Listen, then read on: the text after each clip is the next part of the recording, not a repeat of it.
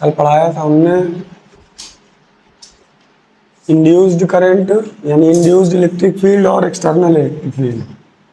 अभी उसमें drift velocity का कॉन्सेप्ट बचा हुआ था और इलेक्ट्रिक फील्ड वाला कॉन्सेप्ट बचा हुआ था कि जब आप उसको कंडक्टर को अलग से इलेक्ट्रिक फील्ड प्रोवाइड करेंगे तो वो कैसे बिहेव करेगा।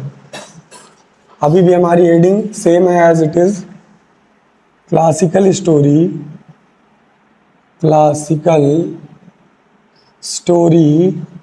Of electric current. और इसी क्लासिकल स्टोरी से डिफिनीशन मिलेगी हमको ड्रिफ्ट वेलोसिटी की। ड्रिफ्ट वेलोसिटी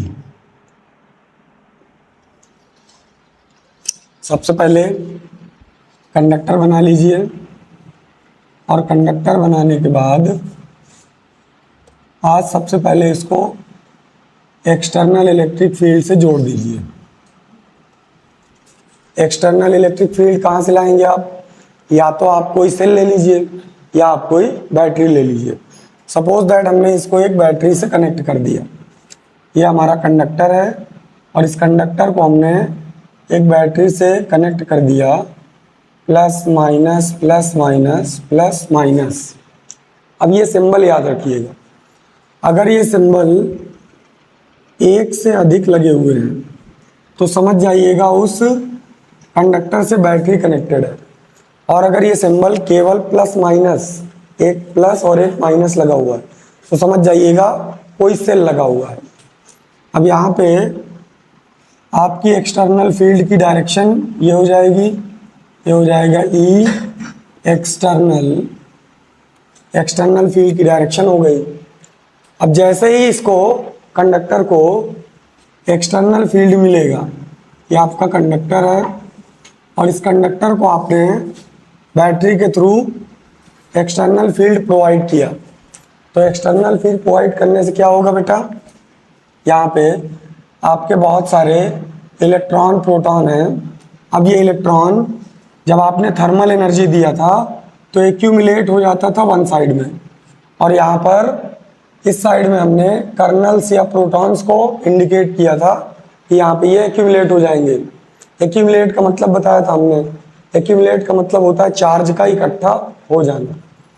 तो अब ये पॉजिटिव टर्मिनल है बैटरी का और ये निगेटिव टर्मिनल है।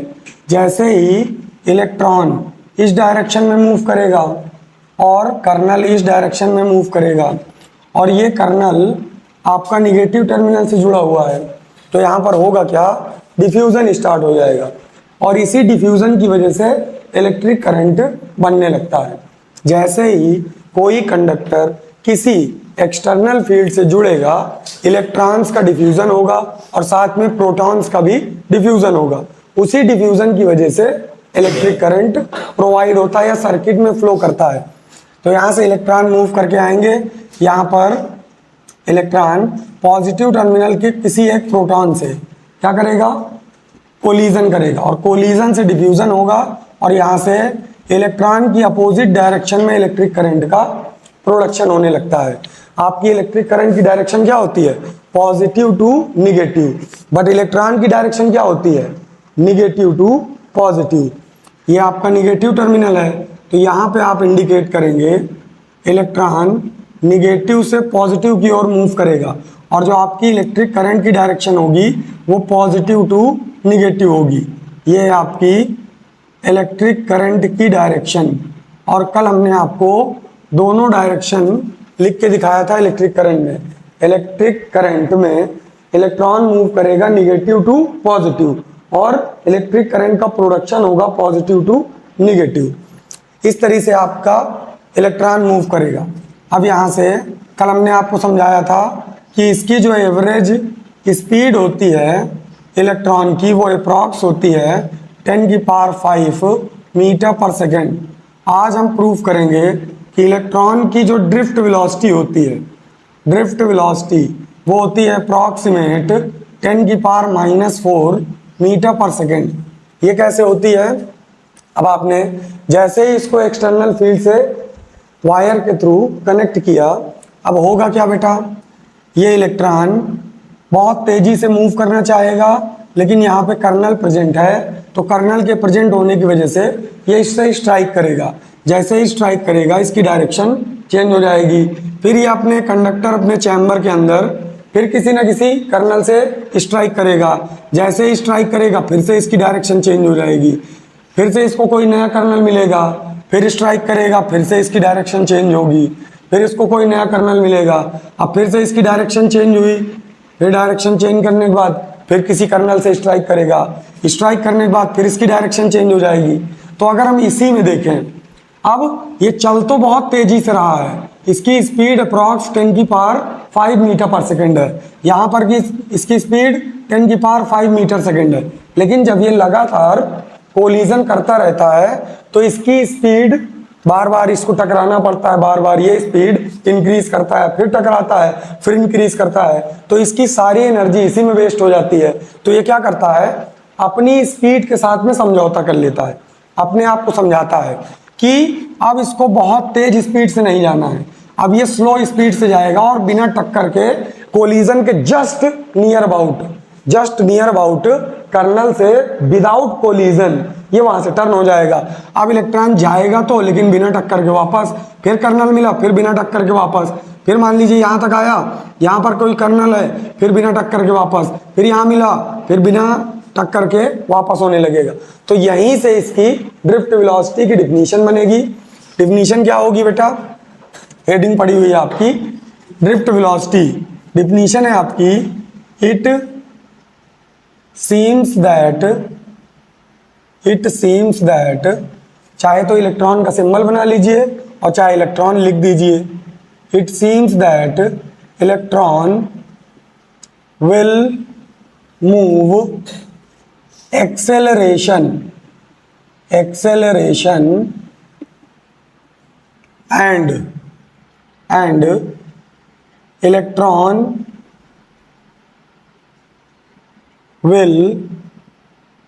electron will keeps its velocity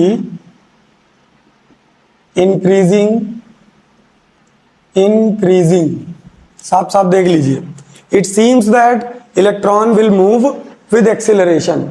शुरुआत में इसके पास एक्सेलरेशन होता है, electron will keeps it's velocity increasing, और ये अपनी वेलोसिटी को इंक्रीज भी करता है। भाई एक्सेलरेशन कब होगा, जब इसकी वेलोसिटी इनिशियल 0 हो और इसके बाद इसने धीरे धीरे करके अपनी वेलोसिटी को इंक्रीज किया हो, पहले 1 मीटर पर सेकेंड, फिर 2 मीटर पर सेकेंड, 3 मीटर पर सेकेंड, 4 मीटर पर सेकेंड और 5 मीटर पर सेकेंड, ऐसे करके धीरे धीरे इंक्रीज कर रहा होगा, तभी तो इसका एक्सेलरेशन होगा। क्योंकि एक्सेलरेशन की डिफिनीशन क्या कहती है, the rate of change of velocity is called acceleration. तो वेलोसिटी में जब तक चेंज नहीं होगा तो इनिशियल वेलोसिटी इसकी 0 रही होगी, धीरे धीरे इसने अपनी वेलोसिटी को इंक्रीज किया और बाद में स्ट्राइक कर जाता है, टकरा जाता है, टकराने के बाद फिर इसकी वेलोसिटी 0 हो जाती है, फिर ये धीरे धीरे इंक्रीज करता है, स्ट्राइक कर जाता है। तो डिफिनीशन में एज इट इज आपको रिप्रेजेंट भी करना है। It seems that electron will move acceleration and electron will keeps it's velocity increasing but due to collision with kernels अब कर्नल्स क्या होते हैं हमने कल ही बताया था, ये प्रोटॉन ही है बेटा, या इसका दूसरा नाम होल्स भी है। तो हम यहाँ साइड में लिखेंगे कर्नल क्या है, प्रोटॉन या होल्स है, और इसको हमने यहाँ पे हैश टैग के सिंबल से रिप्रेजेंट किया। ये इसका सिंबल होता है, ये सिंबल प्रोटॉन का नहीं है, किसका है, कर्नल का। जहाँ पे कर्नल वर्ड आएगा वहाँ पे आपको ऐसा सिंबल बीएससी एमएससी की बुक्स में बना हुआ दिखेगा। तो यहाँ पे हमने इसको रिप्रेजेंट किया। It seems that electron will move acceleration, electron will keep its velocity increasing, but due to collision with kernels its velocity decreasing, but due to collision with kernels its velocity decreasing. लेकिन बार बार टकराने की वजह से इसकी velocity क्या हो जाती है, डिक्रीज करने लगती है। अब अगर डिक्रीज करने लगती है तो ये समझौता करता है। अब समझौते के लिए क्या लिखना है, overall electron will move constant velocity bracket में लिखेंगे स्मॉल वेलोसिटी, और इस स्मॉल वेलोसिटी की वैल्यू कितनी होती है, अप्रॉक्सीमेट 10⁻⁻⁴ मीटर पर second. Overall electron will move constant velocity opposite direction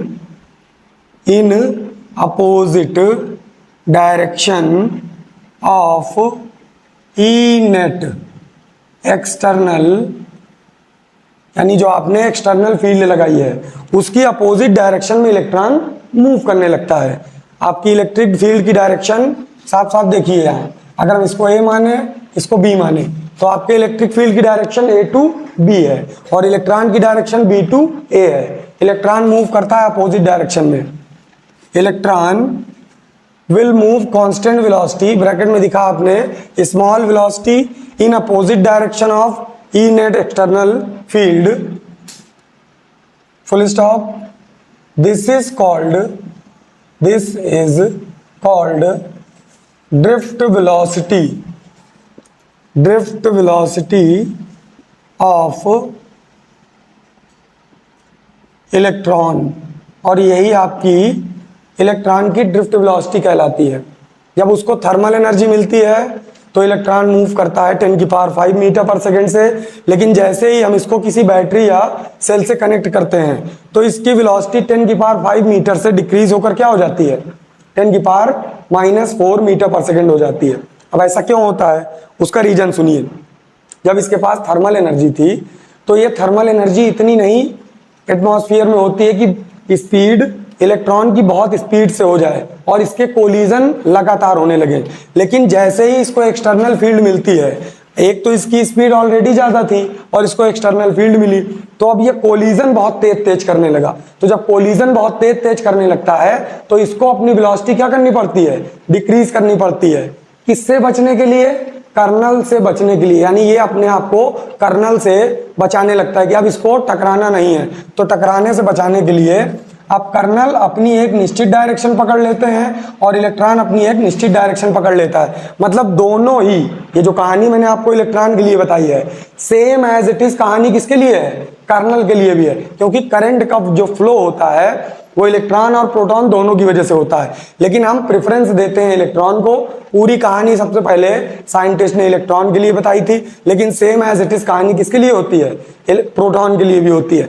बस इलेक्ट्रॉन और प्रोटॉन में डिफरेंस क्या है, कहानी इसके लिए क्यों बनी, क्योंकि इलेक्ट्रॉन का जो मॉस होता है, मॉस ऑफ इलेक्ट्रॉन, वो होता है 9.1 × 10⁻31 kg, और मॉस ऑफ प्रोटॉन जो होता है वो 1.67 × 10⁻27 kg होता है।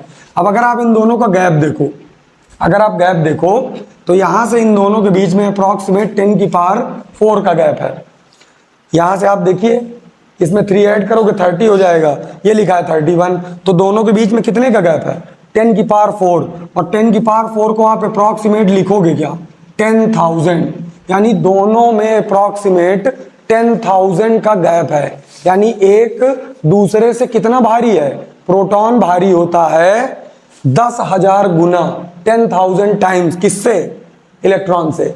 तो एक्सेलरेशन पाने में इसको टाइम लगता है, प्रोटॉन को ज्यादा एक्सेलरेशन की जरूरत होगी, ज्यादा फोर्स की जरूरत होगी, क्यों, क्योंकि इसका मॉस ज्यादा है। जिसका मॉस ज्यादा होता है उसको ज्यादा एक्सेलरेशन चाहिए होता है, कंपैरिजन देन जिसका मॉस लाइटर हो। तो लाइटर मॉस की वजह से सबसे पहले पूरी कहानी, कॉन्सेप्ट, सब कुछ किसके लिए बनाया गया, इलेक्ट्रॉन के लिए बनाया गया। फिर सेम कहानी किसके लिए बनी, प्रोटॉन के लिए बनी। तो दोनों ही मूव करते हैं, बट प्रोटॉन को मूव करने में ज्यादा टाइम लगेगा। अब इसको आप इस तरह भी समझ सकते हो, सपोज करो आपके सामने 2 अलमीरा रखी हुई है, एक का वेट है 10 kg, दूसरे का वेट है 50 kg। आप आसानी से किसको धक्का दे सकते हो, आप जनरली आसानी से किसको धक्का दे सकते हो, जिसका वेट क्या होगा 10 kg। तो जैसे ही इसको एक्सटर्नल फील्ड मिली, ये एक्सटर्नल फील्ड सबसे पहले उसको अट्रैक्ट करेगा जिसका वेट कम होगा। अब यहाँ पे अट्रैक्शन फोर्स भी लग रहा है और रिपल्शन फोर्स भी लग रहा है। अब ध्यान से देखो कहाँ अट्रैक्शन लग रहा है, कहाँ रिपल्शन लग रहा है। अगर ये पॉजिटिव टर्मिनल है बैटरी का, तो ये पॉजिटिव टर्मिनल किसको अट्रैक्ट करेगा, इलेक्ट्रॉन को अट्रैक्ट करेगा, क्योंकि इलेक्ट्रॉन पर निगेटिव चार्ज होता है। ये निगेटिव टर्मिनल है बैटरी का, तो ये निगेटिव टर्मिनल किसको अट्रैक्ट करेगा, प्रोटॉन्स को, यानी कर्नल्स को अट्रैक्ट करेगा। तो कुछ काम तो ये खुद कर रहे हैं, क्योंकि अभी भी एटमॉस्फेयर में थर्मल एनर्जी है। तो थर्मल एनर्जी की वजह से ये अभी भी कोलिजन कर रहे थे, लेकिन अचानक से सडनली जब आप बैटरी जोड़ोगे तो इनको इलेक्ट्रिक फील्ड कैसे मिलेगा, सडनली अचानक से इनको इलेक्ट्रिक फील्ड मिला। अब जैसे ही अचानक से इनको इलेक्ट्रिक फील्ड मिला, ये चौंक गए, अरे इतनी एनर्जी हमको कहां से मिल गई। अब जैसे ही इतनी एनर्जी इनको ज्यादा मिली, भाई थर्मल एनर्जी तो मिल ही रही है, जो एक्सटर्नल फील्ड दिए वो इनके लिए क्या हो गई, एक्सेसिव एनर्जी हो गई। अब एक्सेसिव एनर्जी की वजह से इन पर अट्रैक्शन फोर्स लगने लगा और साथ में रिपल्शन फोर्स लगने लगा, दोनों एक साथ लग रहे हैं। पॉजिटिव इलेक्ट्रॉन को अट्रैक्ट तो कर ही रहा है, साथ में प्रोटॉन को क्या कर रहा है, डिस्ट्रैक्ट भी तो कर रहा होगा। जरा ध्यान से देखो कॉन्सेप्ट। सपोज करो यहां पे कोई ना कोई कर्नल होगा, क्योंकि ये पूरा कंडक्टर है। अब कंडक्टर में प्रोटॉन और इलेक्ट्रॉन पूरे में फैले हुए हैं, यहाँ पे प्रोटॉन भी होगा, इलेक्ट्रॉन भी, फिर प्रोटॉन, फिर इलेक्ट्रॉन, फिर प्रोटॉन, फिर इलेक्ट्रॉन, फिर प्रोटॉन, फिर इलेक्ट्रॉन, एज इट इज नीचे भी प्रोटॉन इलेक्ट्रॉन पूरे में फैले हुए हैं। तो यहां से पॉजिटिव टर्मिनल इन कर्नल्स को डिस्ट्रैक्ट कर रहा होगा, जिससे ये एक सीधी रेखा में जाने लगते हैं, कहां, इस डायरेक्शन में, और इलेक्ट्रॉन इसकी वजह से अट्रैक्ट भी हो रहा होगा, तो इलेक्ट्रॉन अपनी सीधी रेखा में चलने लगा। अब दूसरा ये है निगेटिव टर्मिनल। निगेटिव टर्मिनल किसको अट्रैक्ट करेगा, प्रोटॉन्स को अट्रैक्ट करेगा, साथ साथ ये प्रोटॉन को अट्रैक्ट तो कर ही रहा है। अब जो निगेटिव चार्जेस यहां पर हैं, ये उनको डिस्ट्रैक्ट भी तो करेगा, क्योंकि ये उनको अट्रैक्ट कर नहीं सकता, इसके पास खुद निगेटिव चार्ज है। तो निगेटिव निगेटिव एक दूसरे को डिस्ट्रैक्ट करेंगे, पॉजिटिव निगेटिव एक दूसरे को अट्रैक्ट करेंगे। यही तो आपने कूलम्ब्स लॉ में पढ़ा है कि नहीं पढ़ा है। तो जैसे ही इलेक्ट्रिक फील्ड मिलती है, इनके पास डबल फोर्स हो जाते हैं। एक तो थर्मल एनर्जी, वो तो अपना काम कर ही रही है, साथ में बैटरी जो एक्सटर्नल फील्ड आपने लगाई है उसका काम अब होने लगा।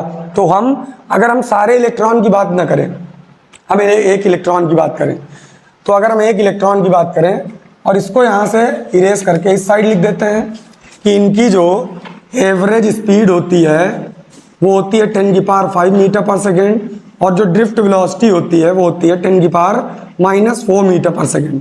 अब हम आपको एक इलेक्ट्रॉन पे लगने वाला फोर्स दिखाएंगे। सपोज करिए नंबर ऑफ इलेक्ट्रॉन इसमें n है, लेकिन हम उसमें से कोई एक इलेक्ट्रॉन ले लेते हैं। हमने कहा एक इलेक्ट्रॉन पे कितना फोर्स लग रहा होगा। अब फोर्स क्यों लग रहा होगा, रिजल्ट आपके सामने है, रीजन आपके सामने है। जिस भी बॉडी में मॉस होता है उसमें फोर्स अप्लाई होता है। फोर्स इसको कौन सा मिलेगा, इलेक्ट्रिक फोर्स मिलेगा, क्योंकि बैटरी के पास है क्या, इलेक्ट्रिक फोर्स है। तो हम यहाँ से चैप्टर नंबर 1 से F = Q × E लेते हैं। ये हमको कहाँ से मिला था, E = F/Q से मिला था। भाई इलेक्ट्रिक फील्ड की डिफिनीशन क्या थी, the force acting per unit charge. किसी एकांक पर यूनिट चार्ज पर लगने वाला जो फोर्स होता है उसी को हम क्या कहते थे, इलेक्ट्रिक फील्ड कहते थे। तो इलेक्ट्रिक फील्ड की वजह से जो फोर्स हमें मिल रहा है वो क्या होगा, F is equal Q into E. अब हम बात कर रहे हैं एक इलेक्ट्रॉन की, नंबर ऑफ इलेक्ट्रॉन हमें लेना है 1। ये क्या है बेटा, quantization of electron. Q is equal any क्या है, सब रिवाइज भी करते जाओ, Q इज इक्वल एनी क्या है, quantization of electron. Quantization of electron में हमने क्या पढ़ाया था, इलेक्ट्रॉन जहां भी पाया जाएगा मल्टीपल ऑफ इंटीजर के फॉर्म में पाया जाएगा, कभी भी 1.5, 2.5, 3/2, 2/5 इसके टर्म में नहीं पाया जाएगा, क्योंकि इलेक्ट्रॉन पैकेट्स के रूप में चलता है। जैसे आप किसी दूध वाले के पास में दूध लेने जाओ तो आप क्या कहोगे, भैया हमको 1 लीटर दूध दे दीजिए, 10 ml दूध दे दीजिए, 1 बूंद 1 ड्रॉप तो नहीं मांगोगे, क्योंकि इनके पैकेट्स होते हैं। तो इलेक्ट्रॉन कभी भी अपनी क्वांटिटी को डिक्रीज नहीं करता है, जब भी ट्रेवल करेगा या तो 1 इलेक्ट्रॉन जाएंगे या 2 इलेक्ट्रॉन जाएंगे या 3 इलेक्ट्रॉन जाएंगे, 100, 20, 1000, 2000, 1000.5, 1000.1/2 कभी भी ट्रेवल नहीं करेंगे। तो यहां से आपको नंबर ऑफ इलेक्ट्रॉन 1 शो कर देना है, और जैसे ही आप Q इज इक्वल Ne लिखोगे, N की जगह सॉरी यहाँ पे चार्ज ऑन इलेक्ट्रॉन दिखाना है, Q is equal Ne, N की जगह आपने लिखा 1, Q आपका किसके बराबर हो जाएगा, E के बराबर हो जाएगा 1 इलेक्ट्रॉन के लिए। इस Q की वैल्यू उठा के यहाँ लिख दीजिए, F is equal E into E. अब अगर इसके पास इतना फोर्स है, 1 इलेक्ट्रॉन की बात मैं कर रहा हूँ, इसके पास है कितने इलेक्ट्रॉन, 10⁻29 पर मीटर क्यूब। इतने इलेक्ट्रॉन के तुम काउंट नहीं कर पाओगे, और वो भी मैं 1 मीटर क्यूब की बात कर रहा हूं। कंडक्टर जो होता है वो वॉल्यूम के फॉर्म में होता है, कोई भी वायर जो होता है वो सिलेंड्रिकल होता है, तो इसका कुछ ना कुछ वॉल्यूम होगा, और इसके 1 मीटर के वॉल्यूम में कितने इलेक्ट्रॉन है, 10⁻29 अनकाउंटेबल इलेक्ट्रॉन है। तो हम 1 इलेक्ट्रॉन की बात करें, 1 इलेक्ट्रॉन के पास इतना फोर्स है। अब अगर इसके पास फोर्स है तो ये एक्सेलरेटेड भी होगा, एक्सेलरेटेड होगा तो एक्सेलरेशन कहां से मिलेगा, F इज इक्वल में Newton's second law, F is equal में जिस बॉडी के पास फोर्स होता है वहां एक्सेलरेशन जरूर होता है।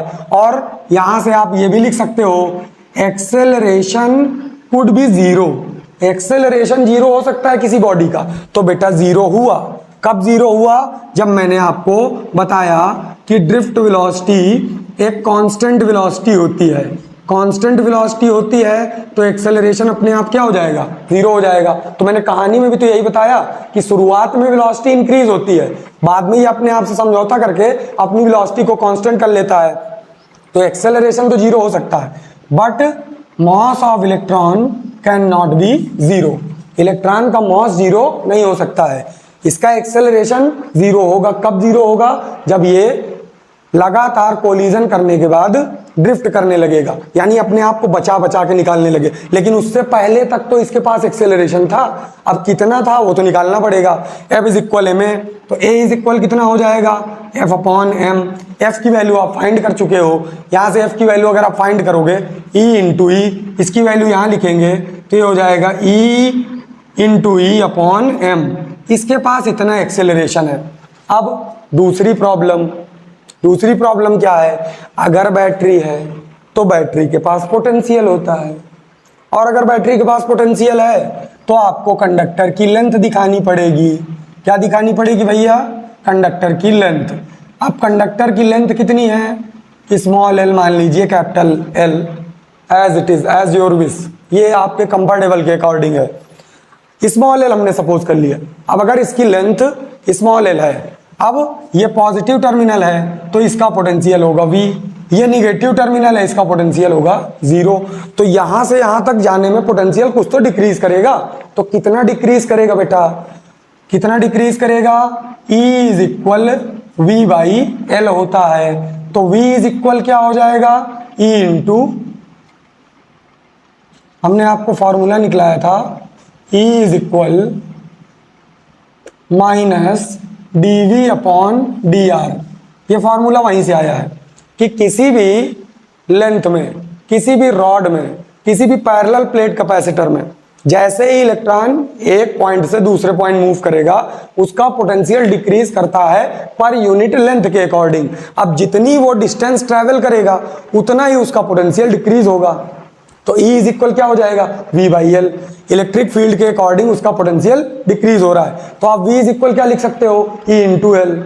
बात समझ में आई। तो यहाँ पे आपका E लिखा हुआ है, तो इसके अकॉर्डिंग अगर आप लिखोगे तो आपका एक्सेलरेशन हो जाएगा E V upon M L, यानी कि एक इलेक्ट्रॉन के पास में कितना एक्सेलरेशन होता है, E V upon M L. अगर आप पूरा कॉन्सेप्ट समझाएंगे बैटरी लगा करके, कंडक्टर की लेंथ दिखा करके, और एक इलेक्ट्रॉन पर कितना एक्सेलरेशन होता है ठीक टकराने के पहले, तो कितना एक्सेलरेशन होता है, A is equal E V upon M L. बात समझ में आई, नहीं आई, इतनी बात समझ में आ गई। एक्सेलरेशन फाइंड कर लेंगे अब कि कहाँ से इसका एक्सेलरेशन आता है। अब पहले इसको नोट करो तो इसके आगे की कहानी चले। अभी इसकी कहानी बहुत लंबी है, और अगर ये कहानी आपके समझ में आ गई तो इस चैप्टर में इसके अलावा कुछ है नहीं, बाकी सब इसी से रिलेटेड है, सब कुछ यहीं से आएगा अपने आप, बस ये कॉन्सेप्ट समझ में आ जाए।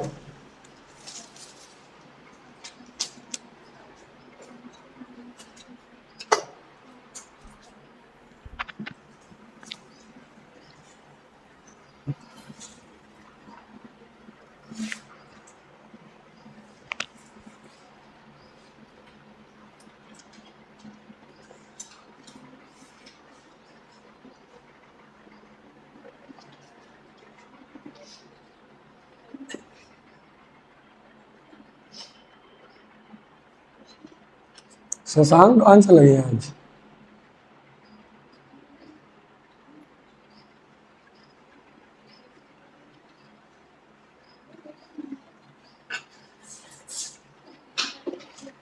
आज अजय जी कुछ लिखा थे, पढ़ा नहीं, Ajay sir, Ajay sir, Amitesh sir जी,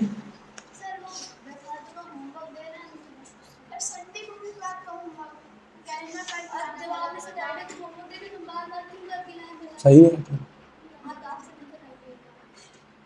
चलो मैं समझा दूंगा कल।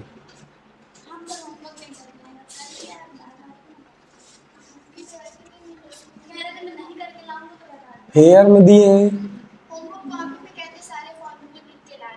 कह दो हमको सैटरडे को, तुमने कहा नहीं क्या कि सैटरडे को तो ऑलरेडी होमवर्क मिला।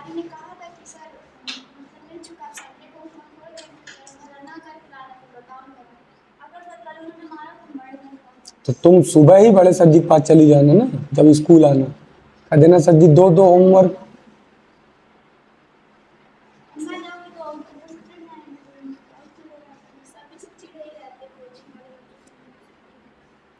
जो उनके यहाँ जाता है उससे नहीं चिढ़ता।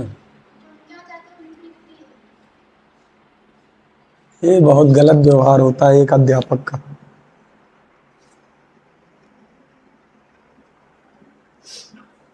क्यों शिवानी, मैं भी ऐसा करता हूँ क्या? हिंदी मीडियम में इतने बच्चे हैं, आज तक किसी एक बच्चे को इसलिए नहीं मारा होगा। ये बच्चे की स्वेच्छा होती है। हाँ, आप लोगों के लिए एक सूचना है, जो आपके जानने पहचानने वाले हों, 29 जुलाई से 10 अगस्त के बीच में टेस्ट है कोचिंग में। जो बच्चा मतलब थोड़ा गरीब हो, जो पढ़ना चाहता हो और पढ़ने में अच्छा हो, तो अगर वो टेस्ट में अच्छे नंबर लाएगा, अगर 11th का है तो 10th की फिजिक्स से सब कुछ आएगा, और अगर 12th का है तो सब कुछ 11th की फिजिक्स से आएगा। 20 नंबर का पेपर होगा, अगर 20 में 20 ले आता है तो बिल्कुल फ्री, उसको एक भी पैसा नहीं देना है।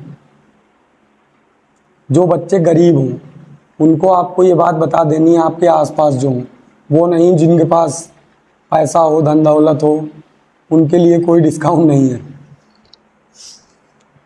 जो बच्चे गरीब हों, पढ़ना चाहते हो, चाहे वो आपके स्कूल में पढ़ता हो, चाहे कोचिंग में कोई पढ़ता हो, उसको भी बता सकते हैं आप। बाकी आज शाम को यूट्यूब में तो वीडियो आ ही जाएगा, और स्टेटस में भी लगा दूंगा मैं 6 बजे।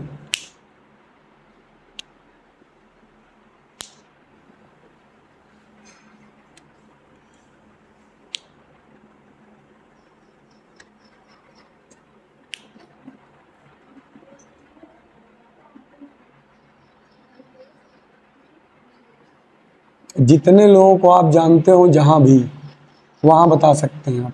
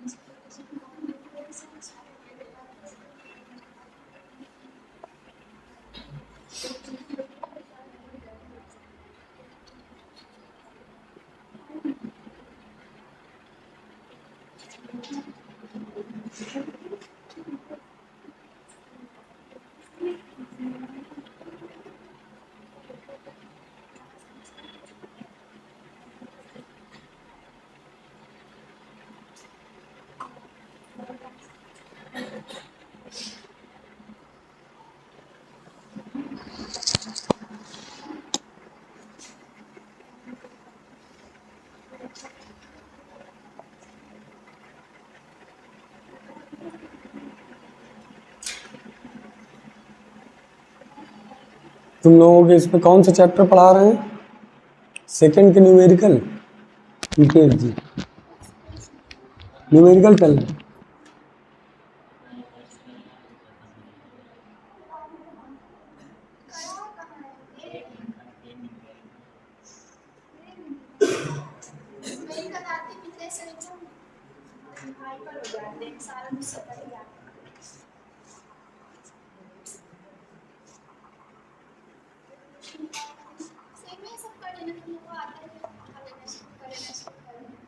अगर हमको आता है, हमको आता हो हमको आता होता तो हम स्कूल क्यों आ रहे हैं?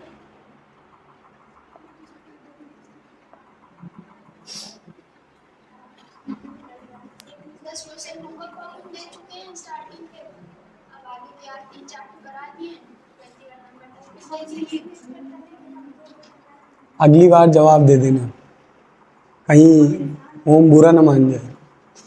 जीजा है बेचारे के, सब बता देगा जाके। क्या ओम, कह देना सर जी स्कूल से सैलरी लेते हो कि नहीं? कह दो सर जी ना लिया करो, आपके पास तो प्रॉपर्टी बहुत है ना। और क्या, कह दो इधर वाली तो है ही, उधर वाली भी है।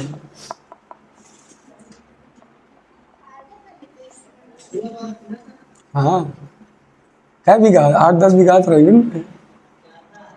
8-10 बीघा का मतलब समझो, कम से कम 40-50 लाख वहाँ के रेट के हिसाब से।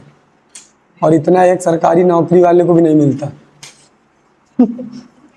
सही में, हाँ। अरे तो 5-5 बीघा तो मिले ना, मतलब एक लड़के को 25 लाख दहेज मिले कि नहीं? सीधे सीधे। इतना आईएएस पीसीएस वाले को नहीं मिलता। और ये सब बाबा की देन है, नितेश जी की। हाँ, खर्चा तो पूरा उठाते हैं। ये अच्छी बात है, मतलब अपनी वाइफ की माता जी का पूरा खर्चा उठाते हैं।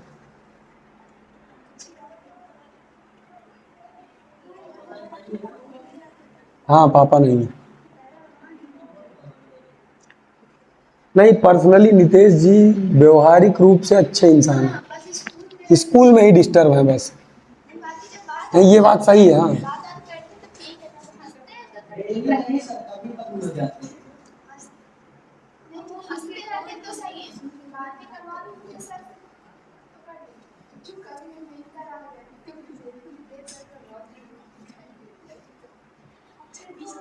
अगली बार तुम सिर्फ कह देना यही, तो तुम भी आ जाना।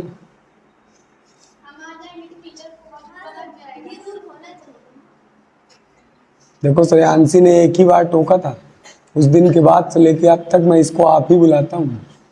और आगे जी भी लगाता हूँ। नहीं, ये सही बात है।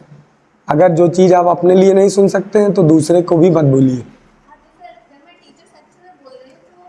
बिल्कुल, हाँ हाँ बिल्कुल, यही होना ही चाहिए। हाँ, गिव एंड टेक तो होता ही है।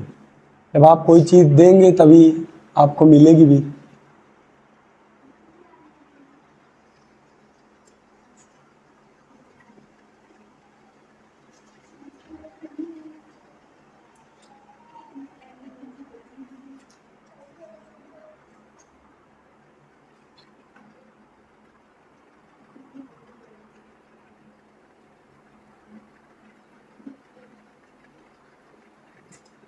नोट हो गया बेटा?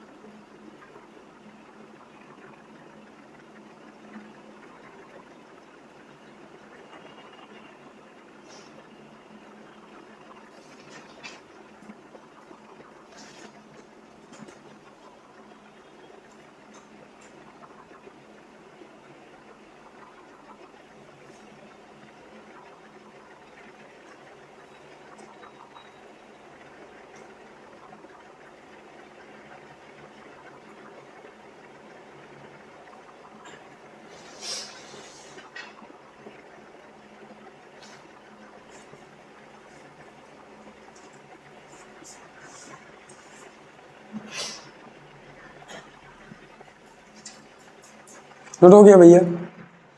इरेज कर दें?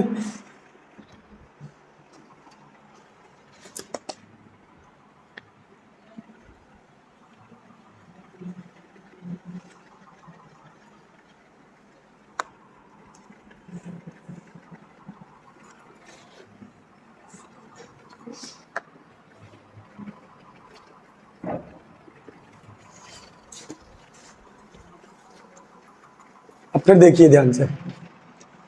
सपोज इलेक्ट्रॉन इस पोजीशन से चलना स्टार्ट करता है, इस डायरेक्शन में गया, कर्नल मिला, फिर से स्ट्राइक किया, फिर कर्नल मिला, फिर से स्ट्राइक किया, फिर कर्नल मिला, फिर से स्ट्राइक किया, फिर कर्नल मिला, फिर से स्ट्राइक किया। यहाँ तक हमने इसका मूवमेंट रिप्रेजेंट कर दिया। आप चाहो तो और भी कर सकते हो, फिर ऊपर जाएगा, फिर कर्नल मिलेगा, फिर जाएगा, फिर कर्नल मिलेगा, फिर स्ट्राइक करके। तो ओवरऑल आप इसकी अगर डिस्प्लेसमेंट देखो तो ओवरऑल इसकी डिस्प्लेसमेंट ये है। ये इलेक्ट्रॉन कितनी डिस्टेंस मूव कर चुका, लेकिन इसकी डिस्प्लेसमेंट बहुत कम है। इसलिए जो इसकी एवरेज वेलोसिटी होती है वो घट करके कितनी हो जाती है, Vd इज इक्वल 10⁻⁴ मीटर पर सेकेंड। अगर ये जिस स्पीड से चल रहा था उसी स्पीड से अगर ये डिस्प्लेसमेंट बहुत कवर करता तो इसकी स्पीड ज़्यादा होती, लेकिन ये डिस्टेंस को कवर नहीं कर रहा है, ओवरऑल घूम फिर के वहीं पर आ जाता है, इसलिए इसकी ड्रिफ्ट वेलोसिटी बहुत कम हो जाती है। अब अगर हम इसके पर्टिकुलर एक एक सेक्शन की बात करें तो यहाँ इसकी वेलोसिटी u1, सेकंड में इसकी वेलोसिटी u2, फिर ये यहाँ से ऊपर गया u3, फिर u4, फिर u5, फिर यहाँ हमने माना u6, फिर u7। सपोज करो that that dash number of n times तक ये स्ट्राइक करता होगा। अब अगर ये n टाइम्स तक स्ट्राइक करता है तो इसकी जो एवरेज स्पीड हमने बताई थी u एवरेज इज इक्वल 0। ये कैसे होती है, u एवरेज 0 कब होगी, u1 plus u2 plus u3 that that that dash plus un divide by n। अब ध्यान से देखो, एक की डायरेक्शन इधर, फिर एक की डायरेक्शन नीचे, फिर एक की ऊपर, फिर एक की अपोजिट, फिर फॉरवर्ड, फिर बैकवर्ड, फिर अपवर्ड, फिर डाउनवर्ड। तो ओवरऑल एक बार पॉजिटिव टर्म में चल रहा है, एक बार निगेटिव टर्म में चल रहा है। जितनी स्पीड से पॉजिटिव चला उतनी स्पीड से निगेटिव, फिर पॉजिटिव, फिर निगेटिव, फिर पॉजिटिव, फिर निगेटिव। तो ओवरऑल एन टर्म तक पॉजिटिव निगेटिव किया तो ओवरऑल चला कहाँ, ओवरऑल तो स्पीड क्या हो गई, 0 हो गई ना। अगर आप कोऑर्डिनेट के अकॉर्डिंग देखो तो जो आपके कोऑर्डिनेट होते हैं आपके ओरिजिन पॉइंट से, एक बार पॉजिटिव एक्स, एक बार निगेटिव एक्स, एक बार पॉजिटिव वाई, एक बार निगेटिव वाई, और जेड में भी ट्रेवल करता है इलेक्ट्रॉन, एक बार पॉजिटिव जेड, एक बार निगेटिव टर्म। तो आपका स्पीड क्या हो गया, स्पीड वाला टर्म 0 हो गया। तो यहां से वो कॉन्सेप्ट आया है कि पॉजिटिव निगेटिव साइड्स में मूव करता है। इसलिए अब अगर आप केवल एक टर्म को कहो कि यहां से यहां तक इलेक्ट्रॉन गया और इसकी स्पीड 0 है ना, यहां इसकी स्पीड 0 नहीं है, ओवरऑल इसकी एवरेज स्पीड 0 है, एक टर्म के बीच की स्पीड 0 नहीं है। वहां की स्पीड कितनी है, वहां की है 10⁵ मीटर पर सेकेंड, जो इसकी एक टर्म की यानी u1 की बात करो तो u1 भी इसी स्पीड से चल रहा है, u2 भी as it is same speed से मूव कर रहा है। लेकिन अगर आप ओवरऑल एवरेज स्पीड की बात करोगे, कहां तक, un वाला पार्टिकल भी 10⁵ मीटर पर सेकंड से मूव कर रहा है, लेकिन जब इनका एवरेज निकाला गया तो कितना आ गया, 0 आ गया। क्यों, डायरेक्शन की वजह से। अब यहाँ वेक्टर लगाओगे आप, वेक्टर वेक्टर वेक्टर, यहाँ भी वेक्टर लगाओगे, जैसे ही वेक्टर लगाओगे एक बार 10⁵ पॉजिटिव, एक बार 10⁵ निगेटिव, एक बार 10⁵ पॉजिटिव फिर निगेटिव, तो कैंसिल होकर क्या आएगा, 0 आ जाएगा। अब यहाँ से आपको दो डिफिनीशन लिखनी है। सबसे पहले दो सक्सेसिव कोलिजन के बीच, ये और ये दो सक्सेसिव कोलिजन, तो सबसे पहली डिफिनीशन आपकी बनेगी free mean path, free mean path, और दूसरी डिफिनीशन बनेगी आपकी रिलैक्सेशन टाइम, जहां पर इलेक्ट्रॉन रिलैक्स करता है। कब रिलैक्स करता है बेटा, कल समझाया था, जहां इलेक्ट्रॉन ड्रिफ्ट करता है। जब ड्रिफ्ट करता है तो कोई भी बॉडी जब ड्रिफ्ट करेगी उसकी वेलोसिटी पहले के कंपैरिजन में कुछ क्या हो जाएगी, कम हो जाएगी। वही टाइम होता है इलेक्ट्रॉन के रिलैक्स करने का, उतने टाइम में वो रिलैक्स कर लेता है, फिर जैसे ही टर्न हो जाता है फिर बहुत तेज भागता है, फिर जैसे ही कर्नल आता है फिर अपनी स्पीड को क्या करता है, डिक्रीज कर लेता है, रिलैक्स करने लगता है। तो इस टाइम को कहा जाता है रिलैक्सेशन टाइम। तो यहां पे आप लिखेंगे डिफिनीशन में, the distance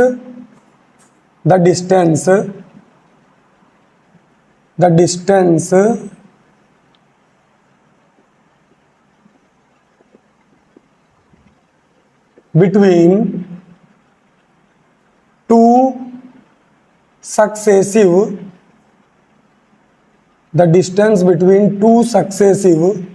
collision is called free mean path, free mean path। Hindi में इसको कहा जाता है माध्य मुक्त पथ। मीन का मतलब माध्य, फ्री का मतलब मुक्त, और पाथ का मतलब पथ, रास्ता। तो फ्री मीन पाथ आपकी क्या होती है, दो लगातार टक्करें, यहां से यहां गया फिर यहां से यहां आया, दो लगातार टक्कर क्या कहलाएगी, फ्री मीन पाथ कहलाएगी।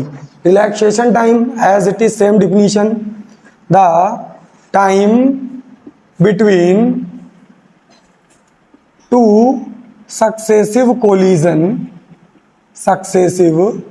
collision is called relaxation time। Hindi में इसको कहा जाता है श्रांति काल। श्रांति काल का मतलब ऐसा समय जहां पर कोई व्यक्ति, वस्तु, कोई भी ऑब्जेक्ट हो वो आराम कर रहा हो, विश्राम कर रहा हो, तो ये विश्राम समय होता है। बहुत शुद्ध हिंदी में श्रांति काल कहा जाता है, इंग्लिश में रिलैक्सेशन टाइम कहा जाता है, क्योंकि यहां पर इलेक्ट्रॉन रिलैक्स करता है। अब हम ड्रिफ्ट वेलोसिटी की एग्जैक्ट वैल्यू निकालेंगे, तो उसके लिए आपको न्यूटन्स की फर्स्ट इक्वेशन चाहिए। न्यूटन ने कितनी इक्वेशन दी है, 3 इक्वेशन दी हैं, तो यहां पे लिखेंगे according to Newton's first equation क्या है बेटा, first equation V is equal U plus A T. हम इसको इलेक्ट्रिक करंट के टर्म में चेंज करेंगे। V को कहा जाता है ड्रिफ्ट वेलोसिटी, U को कहा जाता है U एवरेज क्योंकि बहुत सारे इलेक्ट्रॉन हैं, प्लस A, और T को कहा जाता है टाउ। तो जो आपका रिलैक्सेशन टाइम होता है वो होता है टाउ, जो आपका फ्री मीन पाथ होता है वो होता है लेमडा मीन। मीन का मतलब फ्री मीन पाथ। तो इसको रिप्रेजेंट किया जाता है लेमडा मीन से, इसको रिप्रेजेंट किया जाता है टाउ से। इसको टी मत पढ़िएगा, क्या है ये, टाउ है। तो हमने इसको इस टर्म में चेंज कर लिया। V D is equal U average plus A tau. V D क्या है, ड्रिफ्ट वेलोसिटी, यू एवरेज क्या है, सभी इलेक्ट्रॉन्स का एवरेज स्पीड, और ए क्या है, एक्सेलरेशन, टी क्या है, रिलैक्सेशन, सॉरी टाउ क्या है, रिलैक्सेशन टाइम। अब इसका डेरिवेशन है छोटा सा, क्या करेंगे आप, V D is equal U average मैं समझा चुका हूं आपको, कितना हो जाएगा, 0 हो जाएगा, तो हम यहाँ 0 लिखेंगे, प्लस एक्सेलरेशन हमने यहाँ ए लिखा, टाउ को हमने टाउ लिखा। अब एक्सेलरेशन हम निकाल चुके हैं कि एक इलेक्ट्रॉन का कितना होता है, तो हम एक इलेक्ट्रॉन की ड्रिफ्ट वेलोसिटी निकाल लेते हैं। एक्सेलरेशन कितना होता है बेटा, E V upon M L, bracket में यहाँ शो कर देंगे, A is equal E V upon M L. Value उठा के पुट कर दीजिए, वी डी 0 लिखने से कोई मतलब नहीं, ए की प्लेस पे आप लिखोगे E V upon M L tau. ये होती है किसी भी इलेक्ट्रॉन की ड्रिफ्ट वेलोसिटी। अब ये आपकी हर मर्ज की दवा है। इस पूरे चैप्टर में अगर बहुत ज़्यादा कोई इंपॉर्टेंट है तो वो है ड्रिफ्ट वेलोसिटी। हर डेरिवेशन में आएगा, अप्रॉक्सीमेट हर डेरिवेशन में, हर फॉर्मूले में आएगा, चाहे करंट डेंसिटी की डिफिनीशन आ जाए, चाहे इलेक्ट्रिक करंट की खुद डिफिनीशन आ जाए, इलेक्ट्रिक करंट और ड्रिफ्ट वेलोसिटी में रिलेशन ही है, और चाहे आपका ओम्स लॉ आ जाए, वहाँ पर भी आपको यही प्रूफ करना है। तो ड्रिफ्ट वेलोसिटी की इक्वेशन बन गई E V upon M L tau. ये आपकी एग्जैक्ट ड्रिफ्ट वेलोसिटी की इक्वेशन है, और यहीं से ड्रिफ्ट वेलोसिटी की वैल्यू निकाली गई है कितनी, 10⁻⁴ मीटर पर सेकेंड। सारी वैल्यू उठा के आप रख दीजिए। जो एक्सपेरिमेंटल वैल्यू है पोटेंशियल की वो ली गई थी 50 वोल्ट। इलेक्ट्रॉन पर चार्ज कितना होता है, 1.6 × 10⁻⁻19। मॉस कितना होता है, 9.1 × 10⁻31 kg। लेंथ ली गई थी 1 मीटर, और रिलैक्सेशन टाइम जो आया था टक्करों के बीच का समय वो अप्रॉक्सीमेट 10⁻⁻6 सेकेंड आ रहा था। तो सारी वैल्यू लिखने के बाद में वैल्यू कितनी आती है ड्रिफ्ट वेलोसिटी की, 10⁻⁴ मीटर पर सेकेंड। बात समझ में आई। अगर हम सबको लिखें, वेयर कौन कौन क्या है, वेयर वी डी क्या है बेटा, drift velocity, drift velocity. E क्या है बेटा, charge on electron, charge on electron. V क्या है बेटा, potential difference, potential difference. M क्या है बेटा, मॉस ऑफ इलेक्ट्रॉन। एल क्या है बेटा, length of conductor, length of conductor. और टाउ क्या है बेटा, रिलैक्सेशन टाइम, रिलैक्सेशन टाइम। सारी क्वांटिटीज हमने आपको लिखकर भी दिखा दी, हमने आपको पूरा कॉन्सेप्ट समझा दिया कि ड्रिफ्ट वेलोसिटी कहाँ से आएगा, उसकी डिफिनीशन लिख के दिखा दी आपको। उसके बाद फ्री मीन पाथ की डिफिनीशन लिख के दिखा दी आपको। इसका रिलेशन अभी हम आपको आगे समझाएंगे। इसका रिलेशन होता है रेजिस्टेंस से। आपको रिप्रेजेंट किससे करना है, फ्री मीन पाथ को लेमडा मीन से, रिलैक्सेशन टाइम को टाउ से, ड्रिफ्ट वेलोसिटी की equation E V upon M L tau. Note कर लीजिए।